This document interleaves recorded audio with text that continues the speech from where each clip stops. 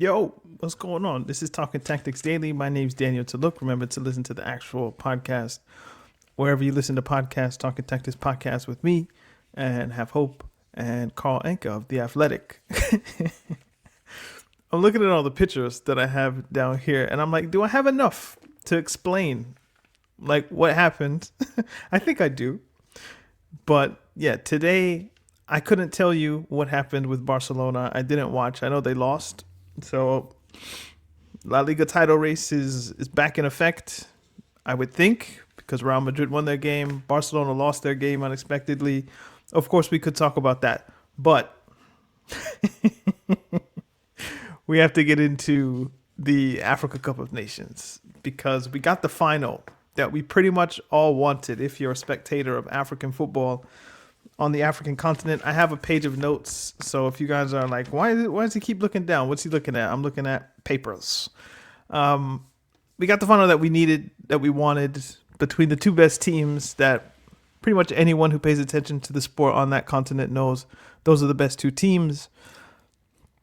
There's an argument to be made for some others. Nigeria had a hell of a tournament, but obviously they're not even at the World Cup. There's Egypt, who tend to be pretty good at Africa Cup of Nations, at least competitive, certainly with their star players and their historical record. But these two teams are the ones that I think many would have earmarked. If somebody's going to win it, it's going to be one of these two, certainly with Morocco playing at home.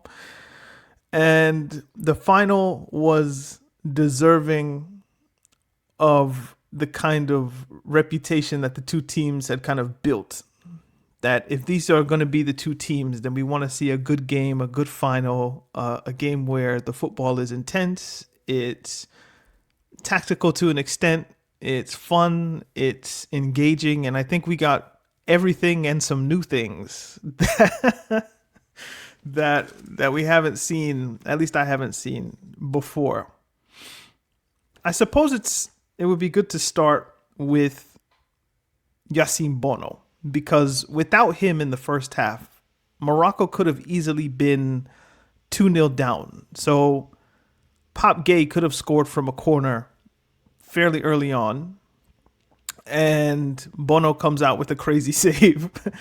Gueye kind of heads it not towards the goal, though. He heads it kind of outside the far post because it's a looping cross that goes to the far post. Gueye's pretty much unmarked.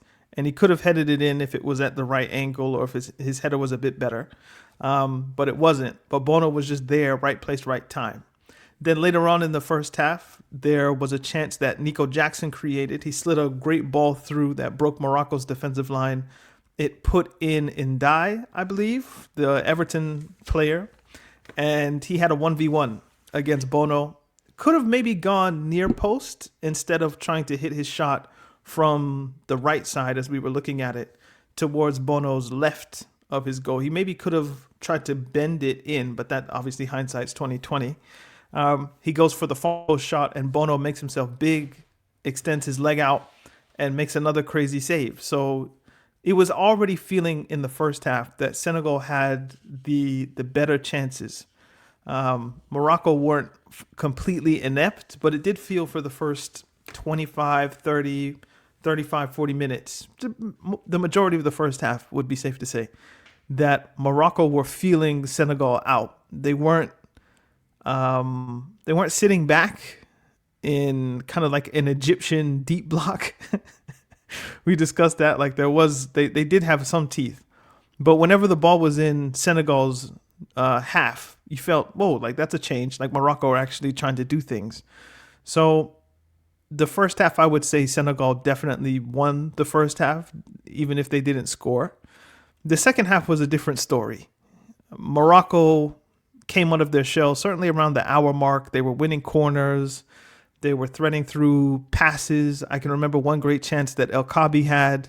Brahim Diaz in a similar way, but this time the ball's going from, instead of Jackson's hitting and die, going from left to right as we're watching it on TV. This ball comes from, I forget who puts it in, but it's going from right to left. And Brahim Diaz lets it go. It finds El Khabi, and him and Mendy are meeting this ball at the same time around the penalty spot area, somewhere around there. El Kabi wins the ball and it just goes wide to his left. And I would say that was probably Morocco's best chance in regular time, other than the penalty, which we'll get to. Senegal, I can't think if they did much of anything that was goal dangerous in the second half. I mean, the situation that we'll get to in a hot second. Other than, I mean, was there anything really before that? So, if there was, somebody will have to remind me, but I can't think of anything. But Senegal did get the ball in the goal, and getting the ball in the goal sets the stage for what's to come. So Senegal have a corner. I think it's around the 90th minute, somewhere there. It's at a period of the game where we understand, and it felt it that way for a long portion of the game. Sunday Elise even said it in commentary that, even around an hour, whoever scores first is going to win this game. And it definitely felt like that. And Senegal got the ball in the goal from a corner. It was a looping corner again that went to the back post. I believe, I forget who Hakimi was wrestling with, but he was wrestling with a Senegalese defender.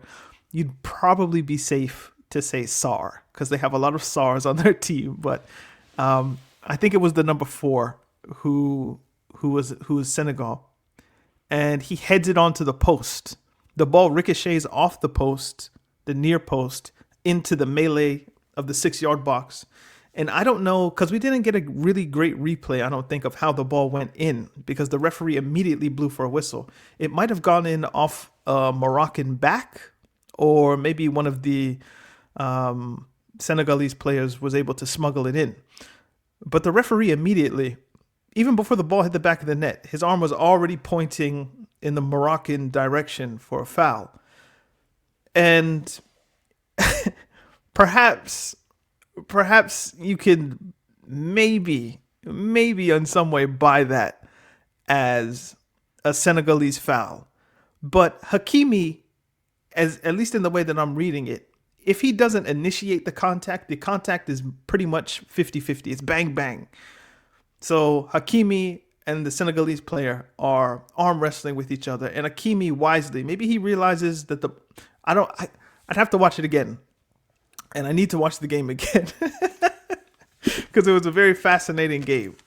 But maybe he took a peek and he's like, nah, I'm never going to get this. Or he's just buying what he knows that he can buy. Like, I have enough money in my pocket to win this call.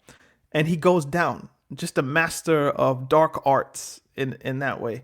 He goes down, and it's a home cooking, you would say. Like, maybe he knows that I'm going to get the call. And he does. He gets the call.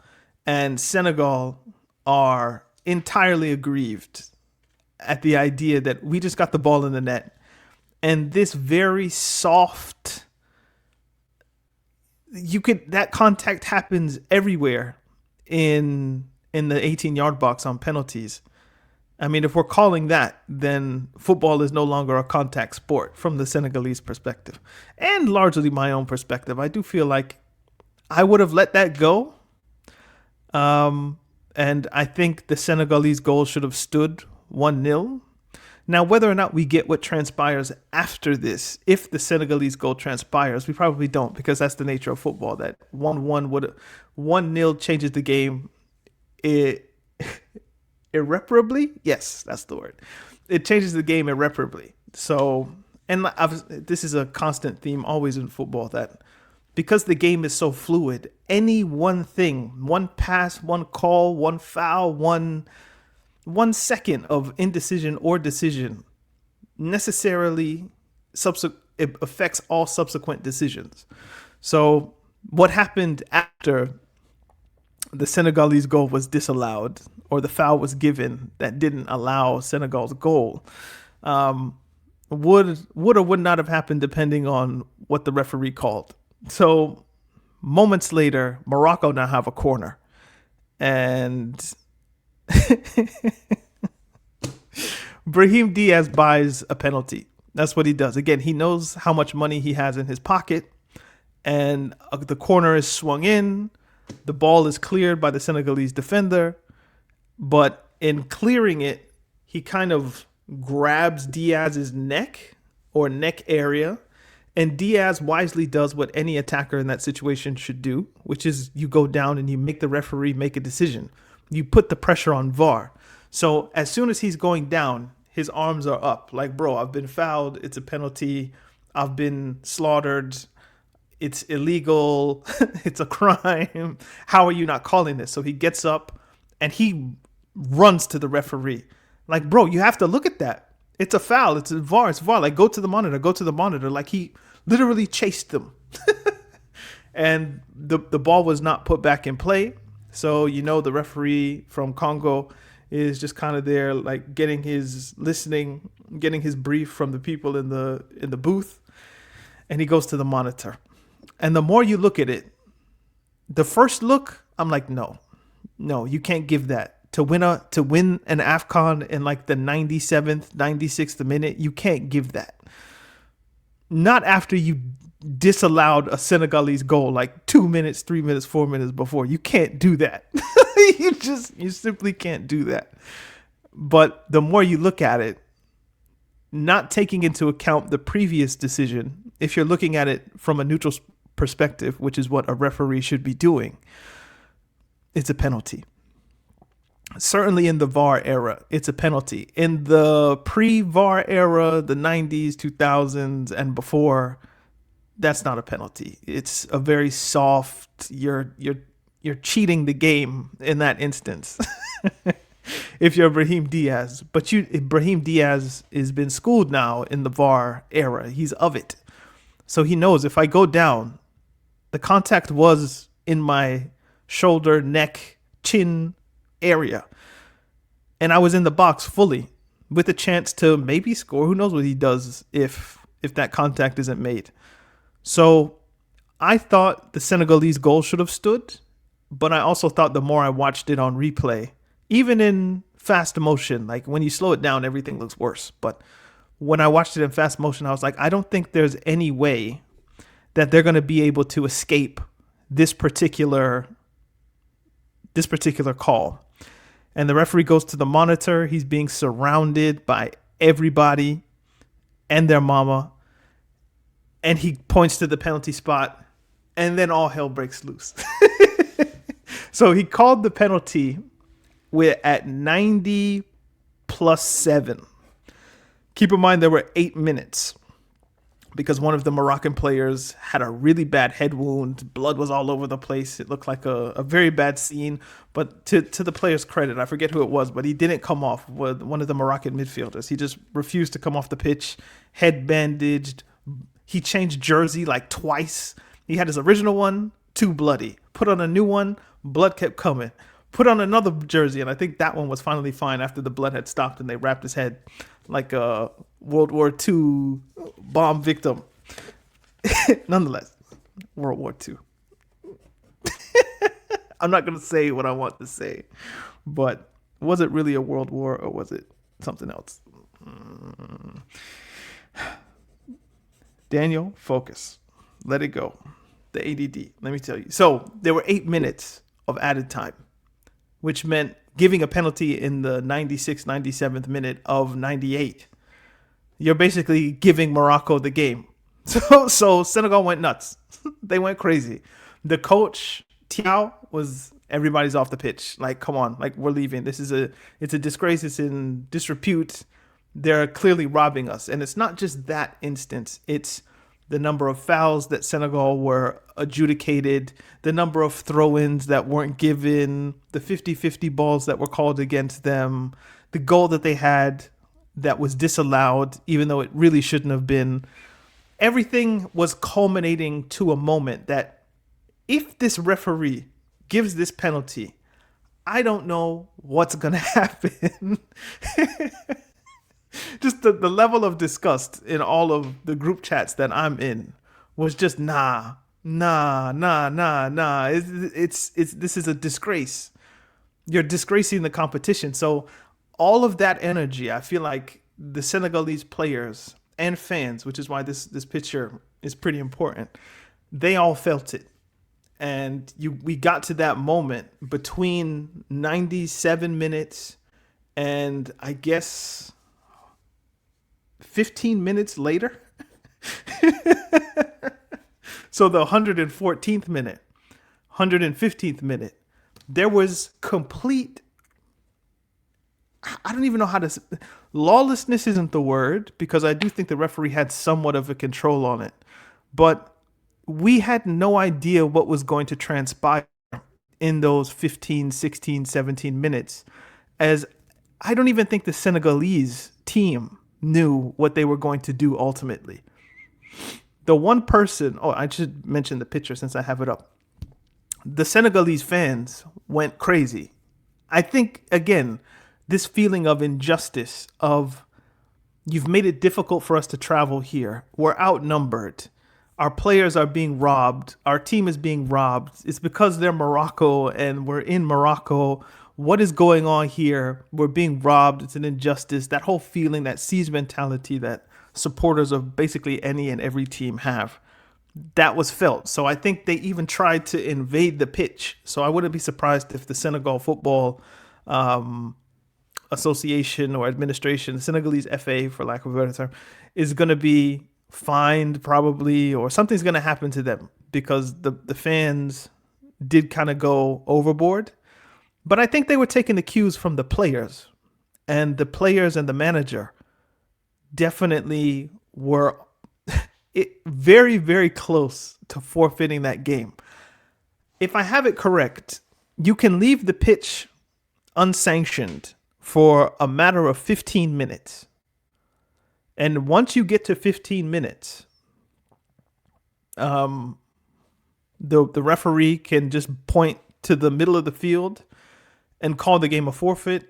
And in this instance, Morocco would have won the game 3-0 if the Senegalese team didn't come out after they had left the field. Now, I don't know if they left because there was a security risk and they were told to leave, or if they did it of their own volition. From everything that it looked like, they left because they wanted to, not because they were told. And it was ultimately, I think, a protest against the use of VAR in those two instances. The Senegalese goal that was scored, it wasn't even reviewed by VAR, the foul. They never even looked at it. It was just the referee points this way, goal doesn't stand, and Morocco are launching a free kick the other way. The one player who gets huge credit here for the Senegalese national team, African football in general, is Sadio Mane. He wisely remained on the pitch. If Mane leaves the pitch, Senegal have basically no representation between the lines of the field. I think he was the only one left. Now, he was standing damn near the technical areas, but he remained on the field.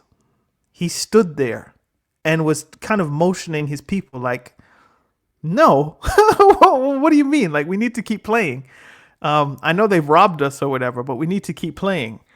And he motions to his people like, no, we got to stay. And I think if Mane leaves, if he does go, and no Senegalese presence is on the pitch, and all the Moroccan players were in a huddle discussing whatever they were discussing, kind of conversing with the referee, the conversation of forfeit would have seriously came up. And it already did come up, but at least Senegal had at least one person who theoretically could have stood in the goal and attempted to save the penalty. Mane could have saved the penalty, come to find. He would have just needed to stand still, but we'll get there. But Mane, to his eternal credit, I mean, it took him like 12 minutes to convince his people that like, no, we got to come out. But they came out within the allotted number of, within the constraints of, I think, what the rules are, according to some football journalists that I've read online. They weren't out for more than 15 minutes, which means the referee was probably looking at his watch, like 13:30, 13:40, 14 minutes and 10 seconds. Oh, they came out. So I want to give Mane huge kudos or credit for almost disobeying orders because Thiaw, the coach of Senegal, was incensed with the idea of his team going down. Well, with the idea of his team's goal being disallowed and then giving up what, for all intent and purpose, was a very soft penalty, but a penalty nonetheless, in my opinion. I think 1-1 would have been a fair result, but it did look and feel and smell and sense as if Morocco was going to kind of scam their way into winning their first AFCON in 50 years. And, you know, we had the discussion about Mane and not Mane, but Mbappe, rather, and the guard of honor a few weeks ago or days ago, where he kind of just disrespected Xabi Alonso and just went against orders. But in this instance, the player was correct. Not that Mbappe was fully incorrect in his own way, but I think Mane was doing the sporting thing. He was attempting to do the correct thing for the game, for football, and perhaps for his country, that, you know, we don't want to go too far. We already see what's going on at the far end of the pitch, where the volunteers and stewards are going up against our fans. At least let's finish the game. And I think he even said something to the effect, my French lip reading is not fully great, but something to the effect of like, let's come out and let's play. And, you know, he slapped his chest. And it was just a very good, despite all of the things that had gone on up until that point, it was a mess. And I think the Senegalese will look back on it in embarrassment that we shouldn't have let our emotions get that high. But that's easy to say, again, in hindsight. In the moment, they're feeling robbed twice. And I can see how one moment, how moments that transpired in the game build this game to a crescendo, that in the 100 and whatever minute, or the 98th minute going into 100 minutes, it's like they just snatched this from us. Like we were just going to win, and then they took it from us. But little did they know that Brahim Diaz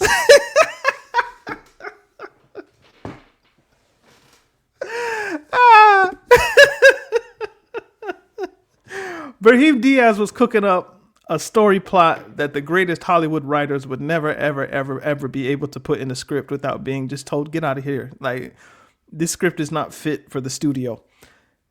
In the 15, however many minutes it was between when Senegal left and when they came back,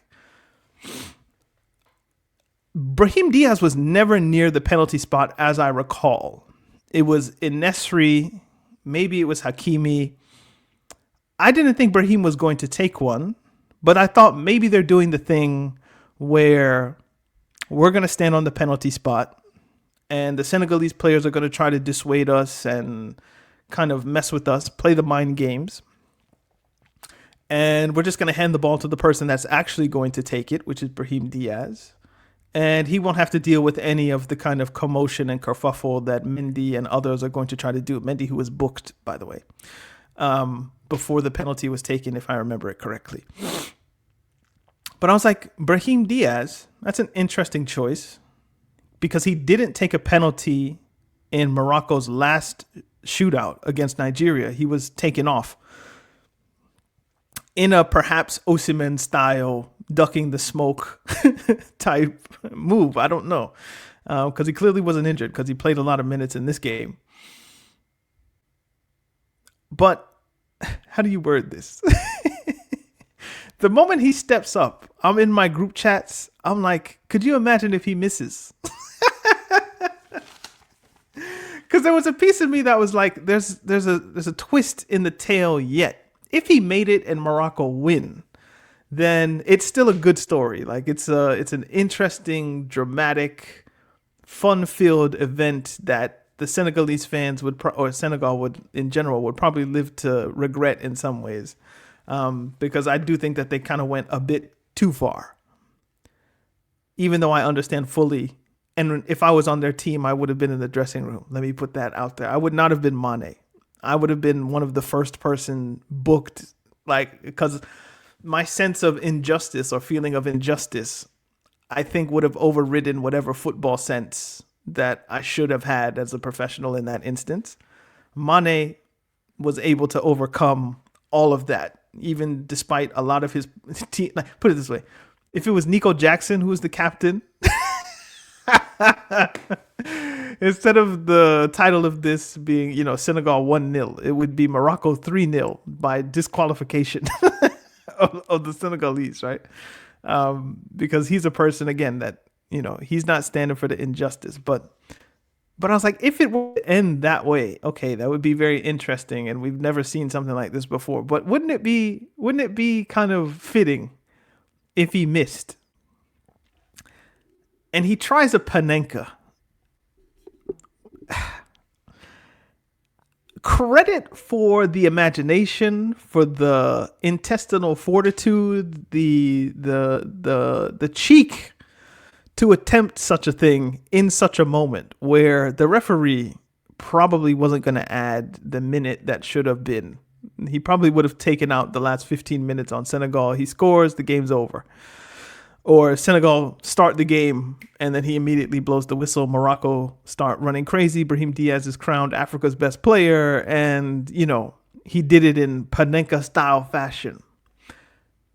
The thing that he must have been cooking up during this unintended cooling break that the Senegalese were inspired to create through their feeling of injustice was, and this is me kind of jumping into the mind of Brahim Diaz for a second, I'm taking this penalty.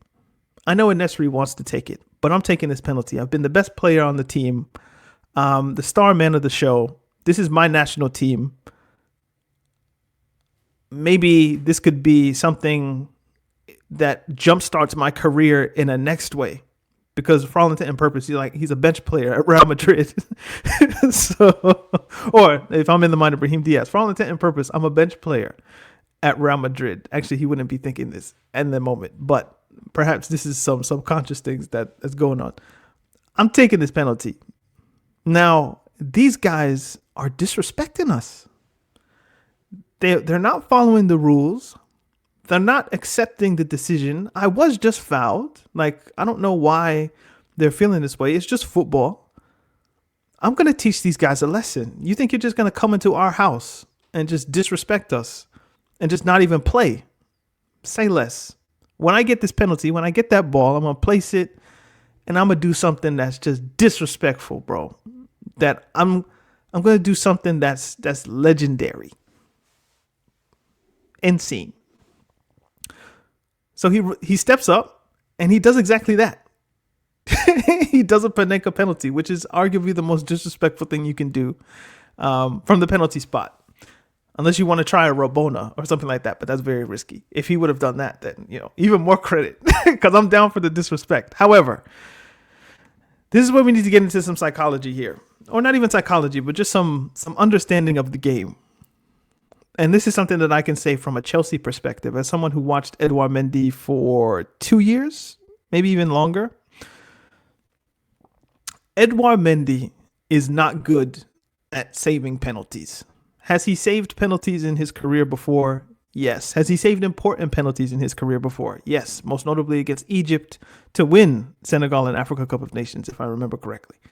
However, it is not a skill that is first, second, third, or fourth in his repertoire. He's an amazing goalkeeper when it comes to his reflexes. His distribution's not half bad, but penalties are not his jam, which is why many times Chelsea would have been tempted to put on Kepa instead, who isn't good at a lot of things goalkeeping wise. But what he is good at is saving penalties. And or at least in theory, he's better than Mendy, which is not saying much. So there's this discussion that Brahim Diaz missed the penalty on purpose because there was an agreement. People are coming up with conspiracy theories left, right, and center because the penalty just looked so bad. Brahim Diaz missed on purpose so the Senegalese would come out and play. The same person who dove for his penalty, harassed and chased the referee to do VAR, is now going to miss the penalty to win Morocco their first AFCON in 50 years when it will make him a star of the continent, immortal in his country, and a legend. He's just gonna roll the ball to Mendy. If he was going to miss on purpose, then he would have rolled the ball out of bounds or into touch, not even putting the ball on target. You're not doing a panenka. He did that because he wanted to be disrespectful. It's the idea that he cooked up in his brain. But this is the issue and why I bring up Mendy. I was like, where was I going? I was going with Mendy. That's why the pictures are important. Mendy doesn't guess. This is why he's bad at penalties. You look at someone like Nwabali, for instance, another good penalty stopper. He's going in the direction before the penalty is taken because he's trying to read. Bono is another one. The save he made on Bruno in the semifinal. Bono is already to the left side of his goal and the ball has been struck already. He has to reach back to his right in order to save it because being great at penalties means that you have to anticipate and you don't have much time from 12, 11 yards to anticipate where the ball's going to go. Mendy, his tendency is not to guess, which means if you put the ball to the posts, Mendy will not get there in time unless the shot is just so bad. Like it's along the floor, it's rolled slowly towards the post. But if you put it with any pace towards the post, I've seen Edouard Mendy just stand in the middle of his goal, just be stuck, rooted in his low stance, trying to generate the power. And it happens all the time. Maybe he's fixed some of these elements when he's in his Saudi Arabia escapade. But at Chelsea Football Club, where he was UEFA Goalkeeper of the Year or whatever, or FIFA Goalie of the Year, whatever awards that he was winning, anytime there was a penalty shootout, he would just be rooted to his spot. Even in regular play, Edouard Mendy is rooted to his spot. Like, it's interesting to explain. It's like he waits until he sees the ball and then trusts his reflexes to dive in the correct direction. But from a penalty, it's just so close. So why it looks so bad is because normally a goalkeeper is going to dive, which is why the panenka was invented in the first place. We want to do a slow chip shot that the goalkeeper will remove himself from the frame of the goal and the ball just goes in. And yeah, it looks disrespectful. Zidane in 2006, Alexis Sanchez in the Copa America final. Like, people do panenka and they do it very well. Brahim Diaz, maybe he didn't watch Chelsea. Maybe. But panenka is the worst thing to do against a keeper like Mendy, because Mendy is going to be rooted to his spot. He's going to be stuck in his stance. So if Diaz went anyway, certainly to his, because Mendy was trying to go to his right, because I guess he thought Brahim Diaz would cut the ball across. But you could even tell by the time, if Diaz would have hit that ball with any amount of pace, Mendy was too slow, because otherwise he wouldn't be in the middle. Like maybe his feet would be in the middle, but there was no chance he would get his torso and his arms in a position to get to the middle. Breaking down penalty shit too much. I can already feel it. But Mendy's the worst person to try to go down the middle of the goal is the ultimate point, because he's just going to stay there. And because he's a reactor and not kind of a guesser in that way, the moment he's reading Diaz, probably look down at the ball to do this panenka, I'm sliding to the right in anticipation, but I'm still reading. I haven't yet reacted. And then the ball is just kind of chipped to me and I catch it. And that's why it looked like it was fake. It looked like it wasn't real, because everything in that moment was designed for Mendy to catch the ball. Brahim Diaz, the stage, the pressure that was probably on Diaz in that moment. It wasn't a great technical effort of a panenka in the first place, but Mendy is the perfect guy to have in that particular situation. If it was in Nwabali or some keeper who guesses, maybe that goes in, or maybe they get it saved with the legs because it wasn't, again, that great. But the way Mendy was just standing there and caught it. I can remember Bruno, maybe last season or the season before. Not Bruno. Who was it? Portuguese. Bernardo Silva. Bernardo Silva went down the middle against somebody. And people were just like, yo, that's such a bad penalty. How can you do that? Like, you're playing too many mind games. Like, the psychology of the penalty shootout has gone too far. And yeah, Senegal are lucky in that instance that Mendy was there in that moment, because other keepers would have dove out of the way. But he's a reader, not a reaction type guy. He's just gonna wait and wait and wait, and just kind of, if it's within his area, he'll get it. But an expert penalty taker, maybe not in a shootout, but your number one primary penalty taker should be able to find the roof of the net, the corners of the net, the sides of the net, to where someone like Mendy he'll just be rooted and stuck, and then he'll just fall over. That's what he does. But Diaz has his penalty caught by Mendy, and we go to extra time, and the whole scenario just deflated the Senegalese, or the Moroccans rather, and inflated, I think, the Senegalese. And I don't want to be in here too much longer, but the goal that Pape Gueye scored, I'm laughing because I screamed. The noise that I let out was crazy. I'm glad I don't have neighbors. But yeah, it was a rocket, and I don't know if it took a deflection. It didn't seem like it did, but it could have. But it was in the rain. You can see the rain in the picture. The ball bounced up beautifully, and he just exquisitely technique across Bono's face, hit the crossbar and down. I also want to give credit to Sadio Mane, who in the buildup of that play kind of stops in the center circle and does kind of like a back heel and reverses the play. It looks like everything is going to be funneled towards the right-hand side of the pitch as we're looking at it. And Mane must read the tea leaves somewhere, and he's like, this play's going here, but my guys are back there. So he reverses the play, and whoever gets the ball next finds Gueye, and then Gueye strikes. So he's able to have time and space in order to send that shot away. And I thought Mane, he's not going to get much credit for it, because I think it was a pre-assist, but that's on him, as well as the exquisite technique of Pape Gueye. And once Senegal go up 1-0, now we're asking questions like, is Senegal more likely to score goal number 2, or Morocco more likely to equalize? I was feeling narrative merchant again, that Morocco are going to score. It's going to go 1-1, and we're going to get penalties, and I don't know what's going to happen in penalties from there.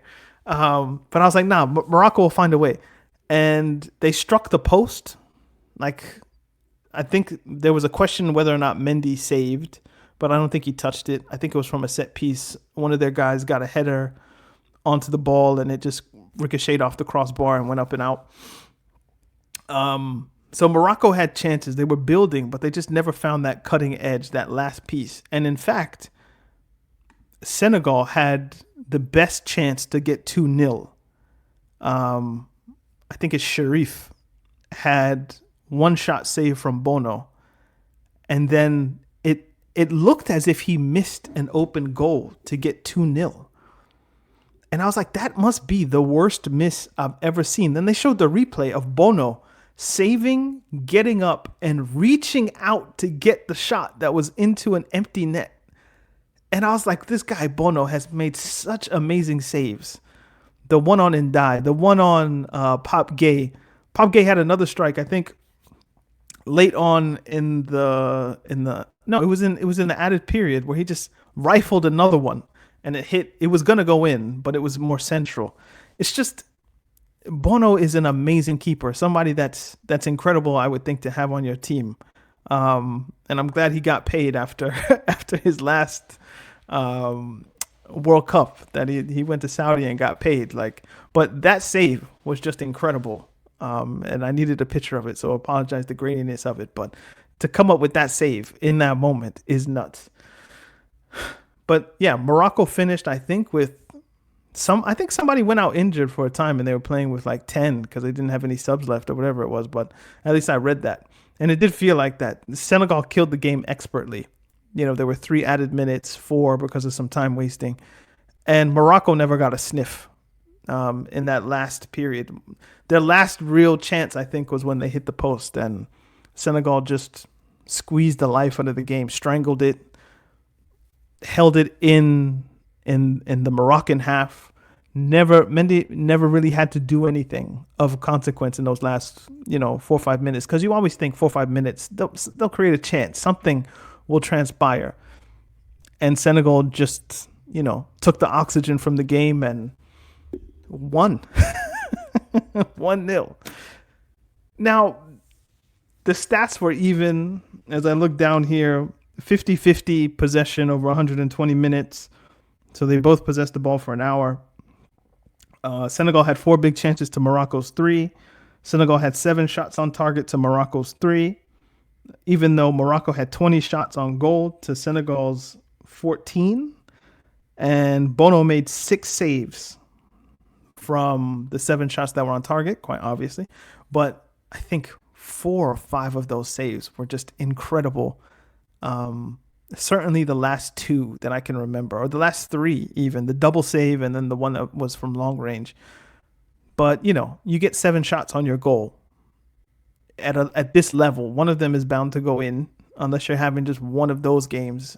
And while he was having a very good game, he wasn't having like just a crazy, like the quality of chances were pretty decent for Senegal. So that's Senegal's second AFCON victory in 3 editions. My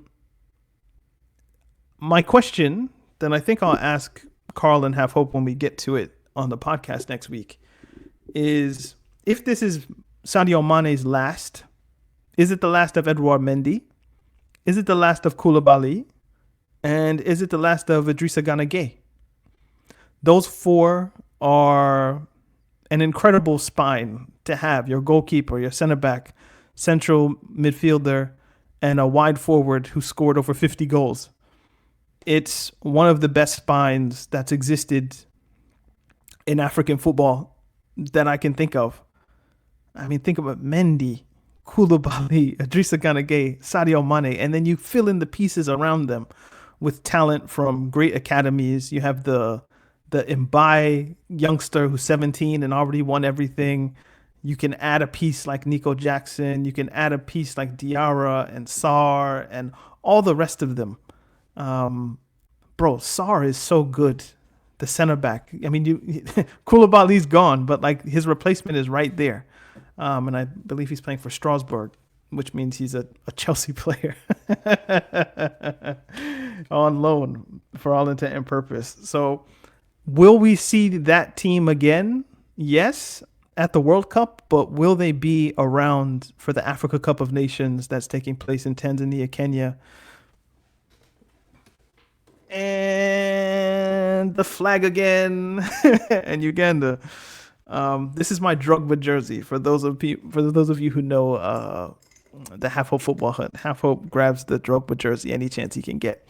I'll grab the Uganda flag any chance I can get. Will they be? I don't think so. So I don't know if this exact team is going to be able to defend their cup in the way that they were trying to do in 2023. Was it 23? Yeah. So I don't know if they're going to be able to do that, which is a shame. But if you're Sadio Mane, you're going out on top. You're going out as a chief, and you're going out with somebody who, like, people are going to remember this game because of the actions that you did when the game was in this kind of limbo phase. Like, the face of saving that game from, I mean, it was slightly disreputable anyway, but he saved it from being a complete farce. And I think he's going to get a lot of credit for that. On top of, bro, you beat Egypt again, and then you won AFCON again. So 2 to Salah 0.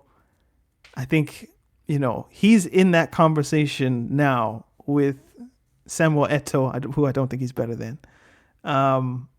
and Yaya Toure, who I don't think he's better than. But I do think Sadio Mane is looking at top 3 quite safely.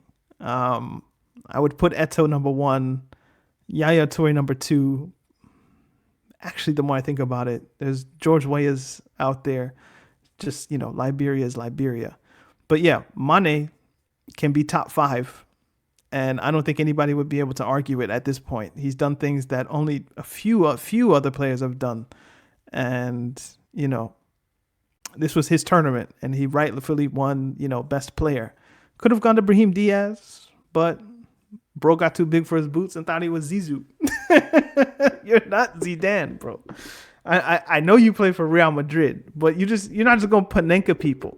You're not just going. That's so disrespectful. And I know you did it on purpose. You were disrespectful on purpose. You didn't miss on purpose, but you were disrespectful on purpose. But the way that game went, someone had to be the bad guy. It was either going to be the referee or the player who fouled Diaz, or it was whatever it was. But it just so happens that Brahim Diaz is the bad guy. Boohoo, he gets to go to Real Madrid and see what Arbeloa is talking about. Jumping right back into the title race because Barcelona lost. But, credit to Senegal. They were, on balance, the best team in this game. And I would say Nigeria and Algeria, it sucked that they had to play each other in the quarterfinal.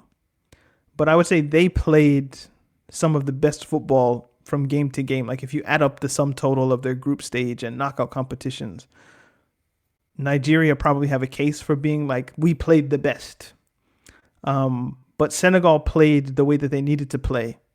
And when you're playing in a final, that final kind of tax, I think, weighs heavy. And nobody, I think, would be able to claim that Senegal didn't deserve to win and weren't the best team that had the best chances in that final. And yesterday I was like, on footballing merit, if you play this game 10 times, Senegal wins 6 out of 4. But because it's being played in Morocco, I kind of edged it. I did edge it to Morocco. And I picked Morocco. But that first half and the chances that Senegal were able to fashion, and then what they were able to do in the extra time, Senegal are such a talented team. And again, it's going to be very interesting to see what they do in a group with France and Norway and whoever else comes from the inter-federation playoff at the FIFA World Cup. So, yeah, a thoroughly enjoyable tournament, one of the best tournaments, most goals ever scored in an AFCON. I know it's been expanded and whatever else, but a really, really, really fun game and dramatic game, and a game that all of us will remember watching for a tournament that deserved it.